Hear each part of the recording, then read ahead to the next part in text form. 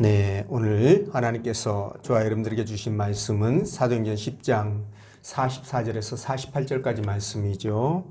네, 말씀이 편견을 벗어나 은혜 안에 충성하게 만듭니다. 이런 제목인데, 말씀 전해질 때 우리 주님의 은혜와 또 사랑이 이곳에 함께하길 원합니다. 자, 한 주간 편안하셨죠? 네, 이번 주가 아마 긴장 피크가 아닌가 싶은데, 지난주가 피크였을 걸로 그렇게 여겨지는데, 우리 교회는 아직 정심을 먹지 못해서 김장을 안 했습니다. 또 겨울철에 또 풍성한 또 채소거리가 많이 있다 보니까 그렇게 필요성을 못 느꼈는데, 빨리 예전처럼 일상이 회복되어져서 예전으로 그렇게 돌아갔으면 좋겠습니다. 네. 오늘 하나님께서 이 본문의 말씀을 통해서 저와 여러분들에게 다음과 같은 세 가지로 말씀의 은혜를 주시는데, 네, 첫째가 말씀이 선포되는 곳에 은혜와 성령이 임한다는 말씀, 그리고 두 번째는 내가 가진 확신이 편견과 아집이 아닌지 점검이 필요하다는 것. 네, 그리고 세 번째는 내 고집을 꺾을 때부터 비로소 순종과 충성이 시작된다라는 이 부분의 말씀인데, 오늘 이 본문의 말씀을 가지고 또 이 말씀이 선포될 때 하나님이 또 어떻게 우리에게 역사하시는지, 또 성령께서 들려주시는 하나님의 음성을 듣도록 하겠습니다. 자, 첫째로 하나님 말씀이 선포되는 것에 은혜와 성령이 임한다, 이렇게 말씀하시는데, 44절 말씀 우리 읽어보겠습니다. 시작.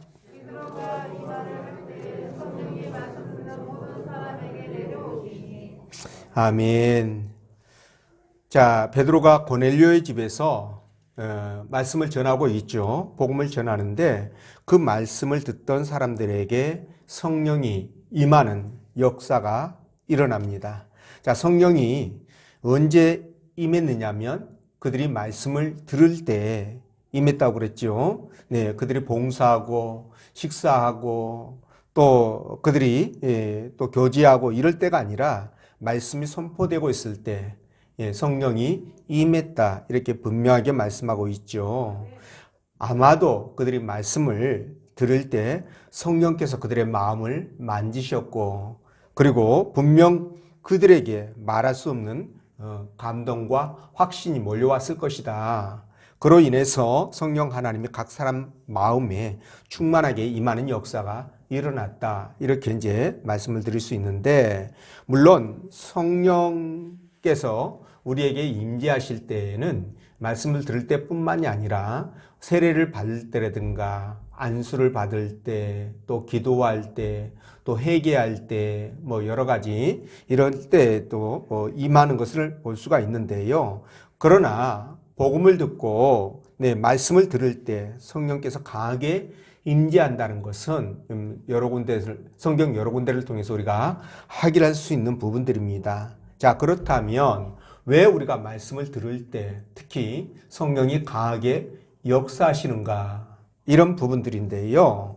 자, 그 이유가 있습니다. 그게 뭐냐면 바로 성령은 하나님이시죠. 성령 하나님이십니다. 자, 그러면 말씀 이 자체는 뭘까요? 말씀 자체도 하나님이십니다. 왜냐하면 하나님의 입에서 나온 말이기 때문에 그분과 똑같은 거예요. 예를 들자면 우리가 다른 사람하고 대화할 때 말로 대화하잖아요. 그럼 그 말을 듣고 그 사람의 인격이나 모든 것을 동일시하게 되지 않습니까? 그와 똑같은 겁니다. 그래서 성령 하나님이나 말씀이나 동일한 하나님이시기 때문에 말씀이 증거되고 역사할 때 큰 능력이 나타나는 것이죠. 그래서 디모데후서 3장 16절에서도 이렇게 말씀하시잖아요. 모든 성경은 하나님의 감동으로 된 것이다. 그렇죠? 그러니까 성경이 하나님의 감동으로 된 것이니까 성령 하나님 또는 하나님 다 똑같은 분이시라는 거죠.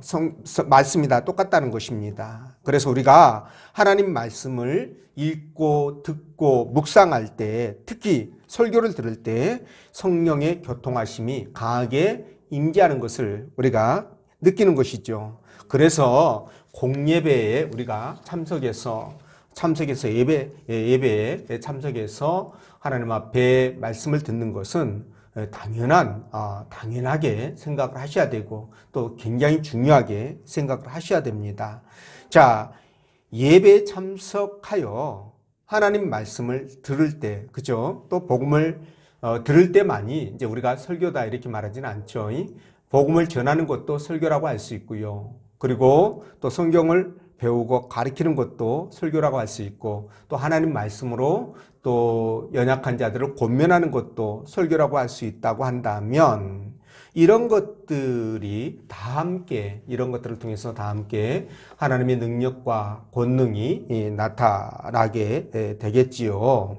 자, 그래서 누가복음 24장 32절에서 그들이 서로 말하되 길에서 우리에게 말씀하시고 우리에게 성경을 풀어주실 때, 우리 속에서 마음이 뜨겁지 아니하더냐 이렇게 말합니다. 그러니까 말씀이 우리에게 정말 임할 때 성령 하나님께서 임재하신다 이렇게 이제 생각하시면 됩니다. 그래서 베드로가 복음을 전할 때요 하루에 3,000명씩 이렇게 회개하고 주를 믿는 역사가 일어났지 않습니까? 그러니까 말씀을 전할 때 그들이 회개의 은혜가 임했던 것이고요. 그로 말미암아 주께로 돌아오는 자들이 그렇게 많았다. 이렇게 여러분들이 아시면 될 것 같습니다.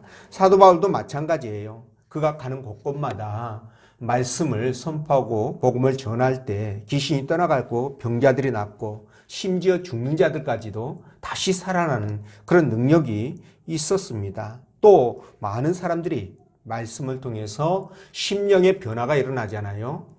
그리고 그들이 또 기존의 신앙을 갖고 있었던 사람들은 신앙이 더욱더 견고해지는 그런 역사가 일어났던 것을 우리가 알고 있습니다. 그래서 정말 말씀이 중요한데 우리 주님께서도요, 이 말씀이 그렇게 중요하다는 것을 우리에게 말씀을 하셨어요.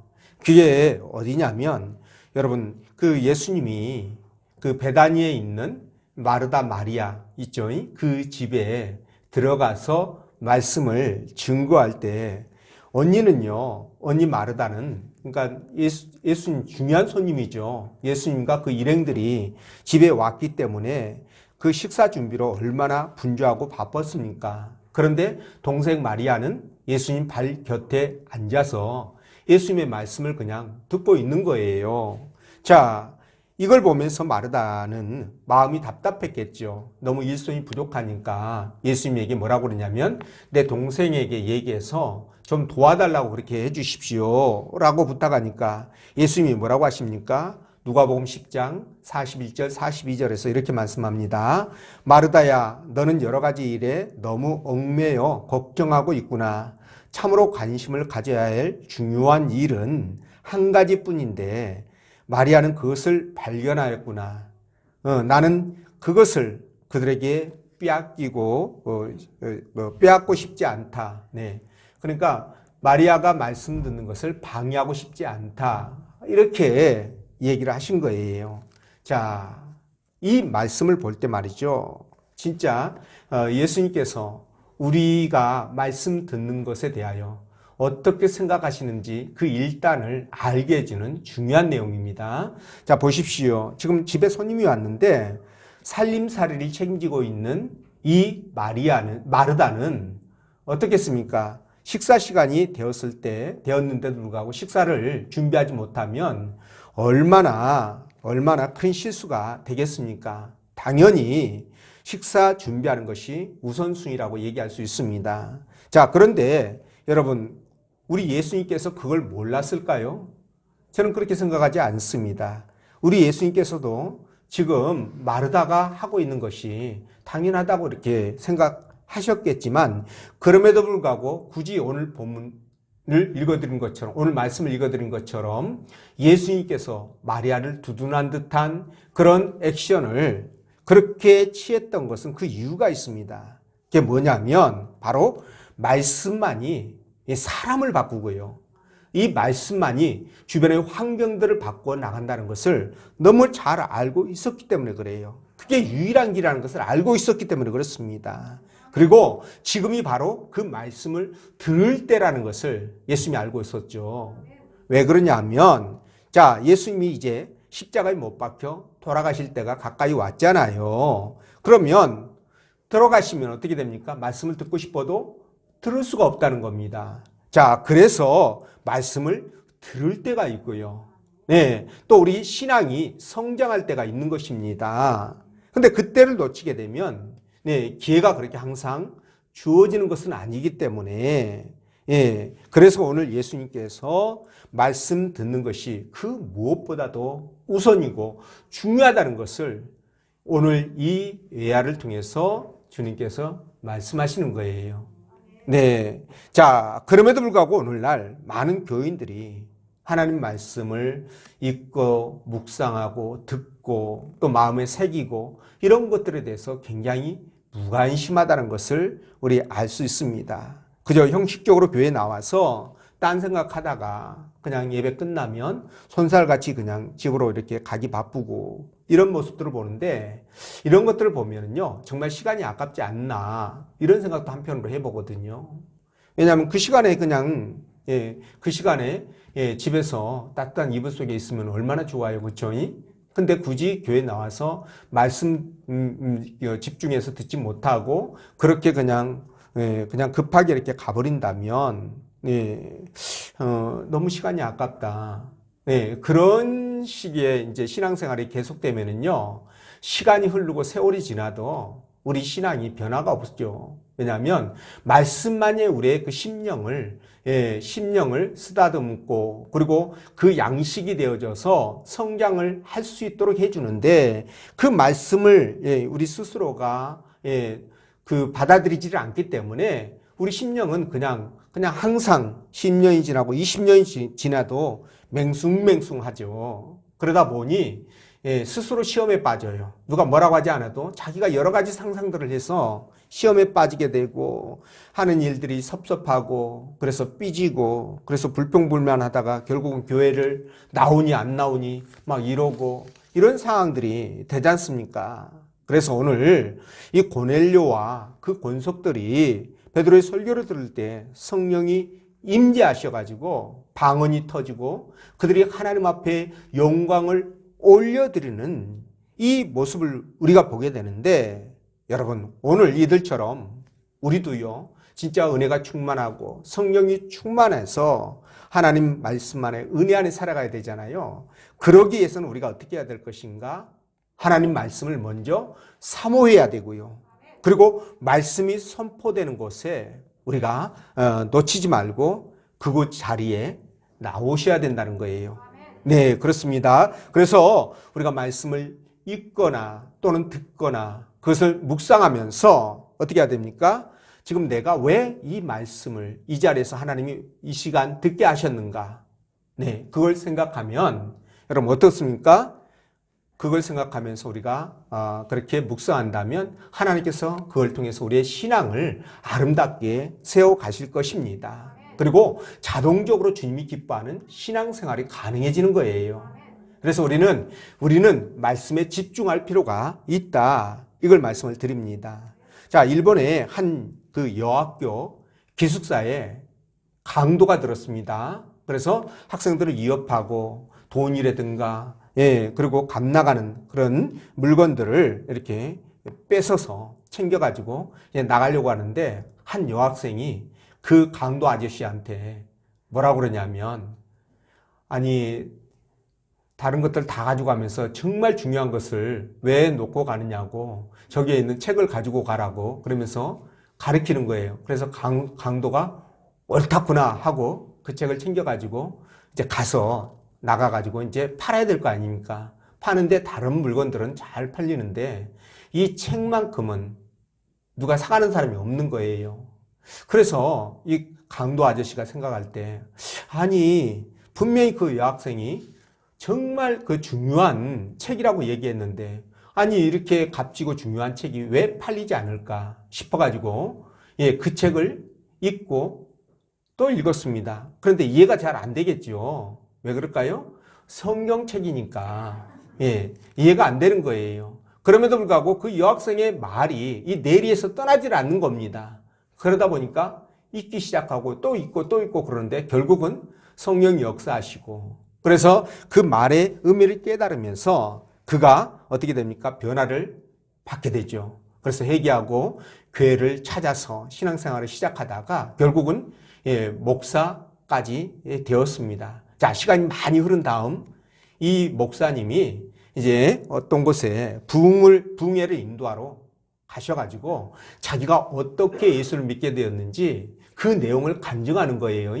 근데 앞에 앉아있던 한 중년 부인이 그 설교를 하는 내내 그 간증을 들으면서 우는 거예요. 그래서 이 목사님 생각할 때, 야, 말씀이 굉장히 은혜를 받아가지고 우는가 보다 이렇게 생각해서 목사님 말이죠. 그분을 불러가지고 이제 간증을 시킵니다. 그런데 이 중년 부인이 뭐라고 얘기를 하냐면 그때 그 기숙사에서 성경책을 준 사람이 바로 가져가라고 한 사람은 자기라는 거예요. 그러면서 성경책을 가지고 왔기 때문에 그때부터 자기는 그 강도 아저씨가 이 말씀을 읽고 변화되기를 원해서 예수를 믿기를 원해서 기도를 해왔다라는 거죠. 근데 그 얘기를 하는 겁니다. 자, 여러분, 이렇게 하나님의 말씀은요, 듣던지 또는 읽던지 그 내용을 가지고 묵상하면서 말씀을 사모하게 되면 어떻게 될까? 반드시 성령의 강력한 은혜와 역사를 경험하게 된다는 거예요.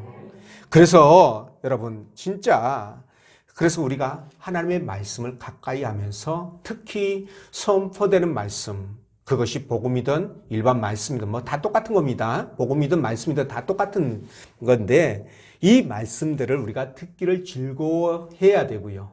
네, 그리고 그 말씀을 들을 때 사모하는 마음이 있어야 되겠죠. 그리고 그 말씀을 내가 묵상해야 된다는 거예요.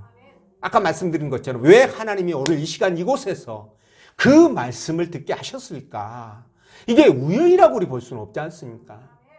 여러분들에게도 늘상 말씀드렸던 것처럼 이 세상을 살아갈 때 우리에게 결코 우연이라는 존재하지 않는다. 그죠? 이 말씀을 드렸습니다. 그렇다면 그 이유를 생각하면서 우리가 어떻게 해야 된다? 묵상할 때 하나님은 우리 마음 가운데 찾아오셔서 은혜를 부어주시고 성령의 충만함을 부어주시고 또 복을 내려주시겠죠. 자, 이런 삶들을 우리가 살아가야 된다는 것이죠. 그런 여러분 되시길 바라고요. 두 번째, 내가 가진 확신이 편견과 아집이 아닌가, 이 부분을 점검할 필요가 있다는 거예요. 45절, 46절 말씀 읽어봅니다. 시작.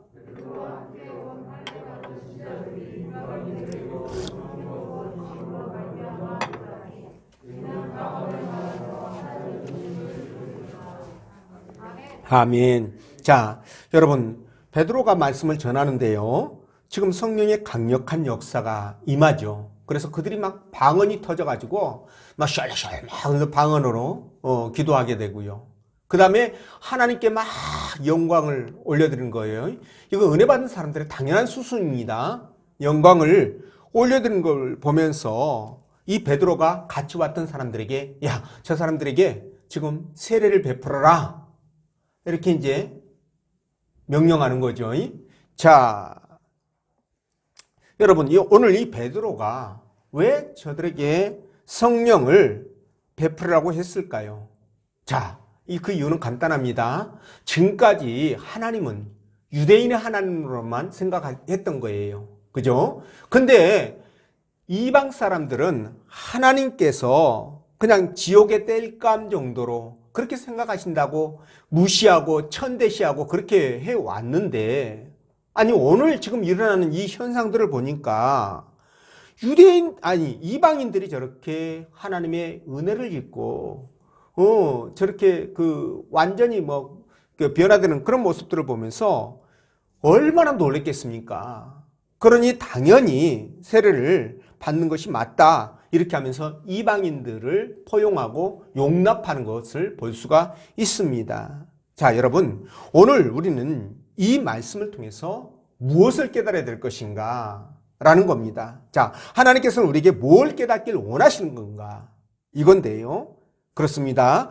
그것은 뭐냐? 우리가 평소에 옳다고 생각하고 절대로 믿고 있었던 것이 옳지 않을 수가 있다는 것이고요. 또 반대로 저것은 정말 잘못됐어. 그런 것이야 라고 여겼던 것이 그게 그런 것이 아닐 수 있다는 것을 우리에게 말씀하시는 거예요. 다시 말해서 내 생각이 절대 맞다라고 나는 정당하고 바른 것이라고 그렇게 여겼는데 그래서 형제들을 무시하고 그렇죠? 그리고 무슨 일이 생기면은 내가 나를 돌아보면서 잘못한 것들을 돌아보기보다는 형제들을 원망하고 그렇게 했는데 그것들이 잘못될 수 있다는 것을 말씀한다는 것에서 굉장히 중요한 의미가 있습니다. 자, 여러분 사도 바울을 보십시오.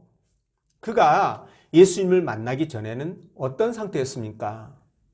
진짜 이 기독교인들, 예수 믿는 사람들은 그 율법을 무시하고 정통을 무너뜨리는 그런 아주 이단자라고 생각을 했어요. 그래서 저들을 어떻게든지 핍박하고 죽여서라도 씨를 말리는 것이 하나님의 뜻이다. 이렇게 확고하게 믿고 그렇게 했지 않습니까? 그런데 다메섹으로 가다가 하나님을 만나잖아요. 그 주님을 만나고 나서 지금까지 자기가 확신하면서 진짜 열심으로 그렇게 했던 부분들이 한낱 뭡니까? 자기의 편견과 아집에 불과했다라는 것을 깨닫고요. 완전히 180도로 변해서 그리스도를 증거하는 그런 사람으로 바뀌지 않습니까? 어디 그뿐입니까? 여러분 역사 속에서 자신의 주의 주장은 절대로 틀리지 않고 이게 하나님의 뜻이라고 생각해서 그렇게 살아왔던 그 이단들이 얼마나 많았습니까? 그 이단들 가운데는 영지주의자도 있고요. 말시온이라는 그런 사람들, 또 펠라기우스 같은 그런 사람들도 있었고, 또 아리우스파라는 그런 사람들도 있었어요. 그런 그 추종자들도 있었습니다. 요거는 이제 그 초기 초대 기독교 시대에 있었던 사람들이고, 또 중세 시대 때는 로마 카톨릭이 있었지 않습니까? 이런 사람들이 이 정통 신앙을 벗어나서 얼마나 많은 제약을 저질렀습니까? 그들이 가지고 있었던 이 편견이나 아집 때문에 진짜 신실한 주의 정도를 많이 화형시켰잖아요. 그죠? 그리고 여러분들이 잘 알고 있는 갈릴레오. 그 사람 같은 사람을 이단으로 그렇게 정죄를 했었습니다. 자, 그리고 근현대로 들어와서는 이 과학과 이성, 이것들이 이제 굉장히 신봉하는 사람들이 많이 늘어나게 되죠. 이런 것들이 전부 다 우리 인간의 문제를 해결해 줄 것이다 라고 믿어가지고요. 성경을 무시하고 하나님을 대적하는 자들이 수없이 생겨나게 되죠. 그리고 또 공산사회주의, 이것을 복음으로 받아들인 사람들이 있었어요. 그게 바로 해방신학자고 민중신학자들, 자유주의 신학자들인데, 이런 사람들이 바로 그렇게 그 하나님 앞에 자기 자신의 그 생각을 확고하게 갖고 변하지 않는 사람들이죠. 그리고 신천지 같은 신은 이단들, 이런 것들도 같은 부류들이다, 이렇게 생각하시면 될 것 같습니다. 자, 이들은 말씀드린 대로 내 주관적인 생각, 그게 편견이고 아집임에도 불구하고 그것에 사로잡혀 가지고 그냥 혹세무민합니다. 그죠? 그러다가 역사 속으로 사라지게 됐는데, 지금까지 이단들이 다 그렇게 해왔어요. 명멸이죠. 생겨났다가 한 시대를 풍미하고 다시 사라져버리고, 이런 것들을 반복해 왔는데, 여러분, 그러나 우리 정통교회는 성경의 진리를 지켜왔잖아요. 그리고 우리가 가지고 있는 이 말씀들이 진짜라는 것을 하나님께서 그걸 보증하시는 거예요. 하나님이 함께 하심으로 말미암아 그걸 보증하시는 겁니다. 그래서 우리가 가지고 있는 이 정통교회의 신앙은요, 아마 주님이 오시는 그날까지 계속 이어질 것이다. 그렇게 저는 확신합니다. 자, 그런데 여러분, 자, 이게 맞다고 확신함으로 생겨난 그 편견들, 그리고 내가 잘못인 줄을 알아요. 압니다. 그럼에도 불구하고 이 자존심 때문에, 그죠? 자존심 때문에 그 생각을 바꾸지 않는 그런 아집들이 있어요. 일부 사람들이, 그런 사람들이 있습니다. 자, 그런데 이렇게 되면 하나님과의 관계가 굉장히 심각하게 훼손되겠죠. 네, 그렇습니다. 그리고 우리 삶 자체도 굉장히 고달퍼져요. 그렇기 때문에 만약 여러분들이 지금 내가 살아가는 이 삶의 모습, 또 신앙의 모습들이 하나님 말씀에 비춰봤을 때 과연 바르게 가고 있는지를 항상 어떻게 해야 된다? 점검해야 된다. 라는 겁니다. 그래서 잘못됐다면 바꿔야 되겠죠. 그 과정에서 우리 믿음의 선배들, 특히 목사님들 이렇게 권면을 받는 것도 그 좋은 방법이 될 수 있습니다. 자, 그래서 우리가 그릇된 그 편견, 그리고 이 아집들을 내려놓고 참된 진리 안에서 우리가 살아가야 됩니다. 그럴 때 우리가 하나님 앞에 복 받고요. 정말 우리 마음이 평안함을 누리게 됩니다. 그런 여러분들 되시길 바라고, 세 번째로 내 고집을 꺾을 때부터 순종과 충성이 시작된다고 그랬는데, 자, 여러분 본문 47절, 48절 말씀 읽어보겠습니다. 시작.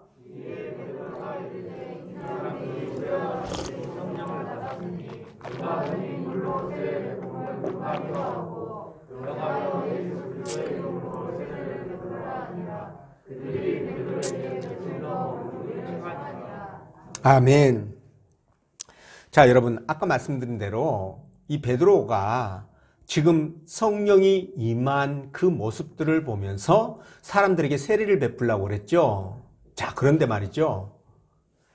이 베드로는 지금까지 몇십 년을 그 유대 그 교회 틀 안에서 살아왔던 사람이기 때문에 하나님은 오직 유대인들의 하나님이시고 이방인들에게는 아까 말씀드린 것처럼 불쏘시개 감, 지옥의 땔감 정도로 생각했던 그런 사람이잖아요. 그런데 그 생각을 바꾸어서 그들을 형제로 받아들인다는 것은 그게 쉬운 문제가 아니라는 겁니다. 자, 그러려면 어떻게 해야 돼요? 내 자존심 완전히 버려야 되겠죠. 내 생각 완전히 접어야 돼요. 내 생각을 하나님께 맞추어 갈 때 비로소 그 일들이 가능해진다는 것입니다. 여러분 안 그렇겠습니까? 자, 이걸 볼 때 말이죠. 베드로가 정말 훌륭하구나. 우리 그걸 느끼는 거예요. 몇십 년의 생각을 한순간에 바꾸잖아요. 여러분 그러기 쉬워요? 절대 아닙니다. 절대 아니에요. 그런데 만약 내가 그렇게 알고 있었는데 하나님이 그게 아니라고 감동을 주셨다면 어떻게 해야 됩니까? 바꿔야죠. 내가 형제하고 불화하고 불편한 관계가 있었는데 하나님이 그게 아니라고 말씀하시면 어떻게 해야 돼요? 내 자존심 다 내려놓고 나를 바꾸어야죠. 생각을 바꾸어야죠. 내가 먼저 찾아가서 형제에게 잘못했다라고, 내가 잘못 생각했다라고, 미안하다고, 용서해달라고 그렇게 할 수 있어야 된다는 거예요. 근데 여러분 내가 살아있으면 절대 그게 불가능합니다. 그러죠? 불가능해요. 그런데 그렇게 할 때 그것이 바로 순종이고요. 그것이 바로 충성의 시작이라는 거예요. 이걸 우리가 알아야 됩니다. 내 자존심 붙들고 있고요. 하나님 말씀 앞에 비춰봤을 때 그게 아니라는 것을 내가 알고 있으면서도 그렇게 한다면 이건 정말 잘못된 것이죠. 그렇죠? 자, 우리는 하나님 나라의 백성입니다. 우리가 이 땅을 떠나게 되면 아버지 나라에 가서 영원토록 그 아름다운 천국에서 영생 복락을 누릴 사람들이에요. 그리고 저와 여러분들은 하나님 나라의 유업을 받을 백성들이에요. 그리고 이 땅을 살아갈 때에도 하나님께서 함께 하시면서 우리를 선한 길로, 축복의 길로 인도해 갈 그런 대상자들이란 말이에요. 자, 여러분, 그렇다면 우리가 가지고 있는 생각들이 하나님이 기뻐하지 않는 것이라고 판단한다면 어떻게 해야 됩니까? 바로 내려놔야죠. 오늘 베드로처럼 저 지옥의 땔감으로만 생각했던 이방인들이 하나님께서 그들을 은혜 안에 품으시면서 하나님 나라의 백성으로 인정했다라고 한다면 내가 그것을 못할 이유가 없다. 내 자존심을 내려놓지 못할 이유가 없다. 나는 하나님 뜻에 순종해서 그분 말씀 앞에 내 자신을 내려놓을 수 있다라는 그런 절대적인 생각을 가지시라는 거예요. 자, 그럼에도 불구하고 내 자존심 때문에, 내 이기심 때문에 내려놓지 못하고 끝까지 간다면 어떻게 될까요? 이거만큼 미련한 일도 없다. 왜냐하면 이 세상에 하나님을 이길 사람이 어디 있겠습니까? 아무도 없습니다. 절대로 하나님을 이길 수가 없다라는 거예요. 여러분 믿으시죠? 자, 하나님이 사도 바울에게 뭐라고 얘기했습니까? 그에게 하나님이 가시채를 뒷발질하는 것이 너에게는 고통이라고 그렇게 말씀했잖아요. 그 말씀의 의미를 여러분들이 생각해 보십시오. 그리고 모세에도 마찬가지입니다. 그가 미디안 광야로 도망 나와서 목동 생활을 할 때 그를 찾아오셨잖아요. 그리고 백성들을 이끌어내라고, 내 백성들을 이끌어내라고 그렇게 얘기할 때 이 모세가 극구 거절하지만 하나님 포기했나요? 아니죠. 그를 쳐서라도 세워서 그 일들을 맡겨서 하게 합니다. 엘리야도 마찬가지예요, 여러분. 이세벨에게 쫓겨가지고 저 먼 남방까지 도망가가지고 하나님 나 죽여주세요. 나 이제 더 이상 못합니다. 그러고 자빠져 있을 때, 응? 그러고 자빠져 있을 때 하나님은 어떻게 했습니까? 포기하지 않잖아요. 그의 생명이 끝날 때까지, 그를 올려갈 때까지 그에게 힘 주셔서 그 일을 할 수 있도록 하나님이 해 나가는 것을 볼 수가 있습니다. 자, 그렇기 때문에 여러분, 내 행동이 하나님 말씀 앞에 벗어났다라고 생각한다면 내가 아직도 자존심이 있고 내 아집 때문에 하나님과의 관계를 원만하게 가져가지 못한다면 우리 어떻게 해야 됩니까? 생각 바꾸셔야 돼요. 말씀드렸지만 하나님 이길 수 없기 때문에 그렇습니다. 빨리 바꿀수록 어떻게 된다? 우리에게 유익이다. 만약 하나님이 바꾸기를 거부해서 끝까지 나간다면 어떻게 될까요? 만지시죠? 그렇게 되면 정말 손해보잖아요. 정말 힘들잖아요. 그러니까 지혜로운 사람은 그러기 전에 내가 먼저 알아서 바꾸는 거예요. 그게 현명한 겁니다. 여러분도 그렇게 생각하시죠? 그래서 이렇게 내 순종, 내 자존심과 아집을 벗어날 때, 이기심을 벗어날 때 그때부터 비로소 참된 순종이 가능하고요. 하나님 앞에 충성이 가능해지는 것입니다. 자, 생각해 보세요. 자, 나에게 상전이 있다고 생각해 봐요. 윗사람이 있다고, 윗사람이 있다고 생각해 보십시오. 근데 그 사람과 함께 일을 해 나가는데 내 생각을 버리고 윗사람에게 맞춰 가야 되지 않습니까? 그래야만이 아름다운 관계가 유지돼요. 만약에 내 윗사람의 생각이 나하고 다르다고 해가지고 이 사람을 무시하거나 그 말을 듣지 않는다면 어떻게 됩니까? 그냥 쫑나죠? 표현이 리얼해요. 예, 그냥 그대로 끝나는 겁니다. 그래서 이런 것들을 생각할 때요, 하나님과의 관계 속에서 내가 잘못 생각하고 있다고 한다면, 말씀을 벗어나고 있다고 한다면 어떻게 될까요? 내가 빨리 바꿔야 되겠죠. 예, 그것만이 하나님의 뜻을 이루어지는 것이고 그것만이 내가 이 땅을 행복하게 살아갈 수 있는 길이기 때문에 그래요. 주의 백성들은 선택받은 주의 백성들, 구원받기로 작정된 주의 백성들은 우리 생각과 마음대로 살아갈 수가 없는 겁니다. 하나님의 뜻대로 살아가야만이 비로소 거기에서 평안함을 누리게 되고요. 기쁨을 누리게 되고요. 복을 누리게 되기 때문에 그런 거예요. 자, 여러분, 주님이 제자들에게 뭐라고 말씀하셨습니까? 누구든지 나를 따라오려거든 어떻게 하라고요? 자기를 부인하고 자기 십자가를 지고 쫓으라는 거예요. 자, 여기서 자기를 부인하라는 게 뭡니까? 내 자존심, 그죠? 내려놓고 아집, 이기심 다 내려놔라 이거예요. 그리고 네 십자가를 지고 따르라는 것도 뭘까요?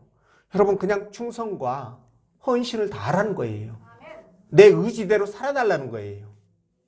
주님이 그렇게 말씀하시잖아요. 그죠? 그리고 사도 바울, 이 순종과 충성에 있어서는 가히 타의 추종을 불허하는 이 사도 바울도 이렇게 얘기합니다. 내가 그리스도와 함께 십자가에 못 박혔나니 그런즉 이제는 내가 산 것이 아니요 오직 내 안에 누가 산다? 그리스도께서 사신 것이라. 이 말씀의 뜻이 뭘까요? 이것도 마찬가지입니다. 다 포기하고 내 자존심, 이기심, 교만함, 아집 다 포기하고요. 하나님 뜻에 맞추어서 살아간다. 이 말 아니겠습니까? 자, 이럴 때 뭐가 가능하다? 진정한 순종과 충성이 가능해진다는 거예요. 자, 그래서 하나님은요, 지금도 충성된 자들, 또 순종하는 자들을 찾고 계십니다. 그분은 계속적으로 이 성경 속에서만 그런 것이 아니라 지금도 오늘 이 시간 그런 사람들을 찾고 계시는데, 자, 충성된 자를 찾는 이유는 그들을 통해서 뭐예요? 당신의 역사를 이루어 가시려고 그러는 거예요. 동역자로 삼아서 역사를 이루어 가시기 위해서 그런 것입니다. 그렇기 때문에 우리가 하나님 말씀을 듣기를 사모해야 되고 또 읽기를 즐거워해야 되고 그 말씀을 듣거나 읽으면 그 말씀을 여러분들이 어떻게 해야 된다? 묵상하시라는 거예요.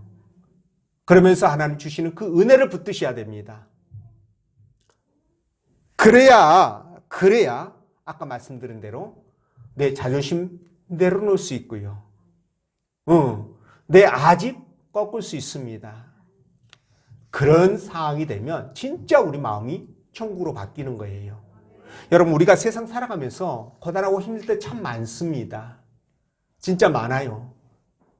그런데 여러분, 그것들을 바라보면서 살려고 하면 여러분 고달퍼서 못 살아요. 힘들어서 못 삽니다. 그런 일들이 생기면 제가 여러분들에게 팁을 드릴게요. 그런 일들이 생기면 일단 그 일들을 그대로 놓고 하나님 앞에 여러분들이 기도하십시오. 하나님과의 관계 속에서 그 해결 방법을 찾으려고 노력하셔야 돼요. 여러분들이 그러면 하나님이 그걸 간주할 수 있는 능력을 주시거든요. 그러면 그것들이 그렇게 나에게 심각한 문제로 다가오지 않습니다. 생각이 바뀐 거예요. 그래서 우리가 이런 아름다운 관계를 만들어가기 위해서는 어떻게 해야 된다?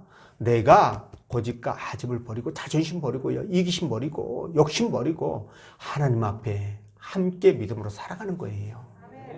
예, 그럴 때 우리 하나님은 놀라운 은혜로 함께하는 겁니다. 그래서 여러분들의 삶이 날마다 이렇게 하나님의 은혜 안에 살아가시기를 주의 이름으로 축원드립니다. 기도하겠습니다.